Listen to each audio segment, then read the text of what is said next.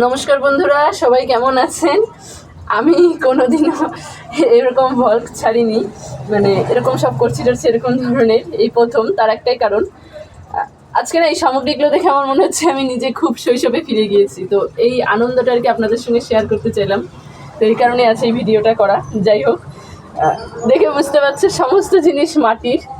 এখানে সব রথের মেলা হয়েছিল, আমি এই আশেপাশে একটু মেলায় গিয়েছিলাম ঘুরতে আমাদের এদিকে, তো তখন এগুলো সব কালেকশন করেছি। আর তাই ভাবলাম যে আগে একদিনকার এখানে পিকনিক করেছিলাম, এভাবে খারাপ হয়নি, হয়েছিল। তা আজও ভাবছি যে ঠিক আছে করি, তো এই আনন্দটা আর কি শেয়ার করি আপনাদের সাথে। এদিকে ওদিকে ভাত হয়ে গিয়েছে আমাদের পিকনিকের। এখানে হচ্ছে এই মুসুরির ডাল সেদ্ধ, মানে ডাল হবে।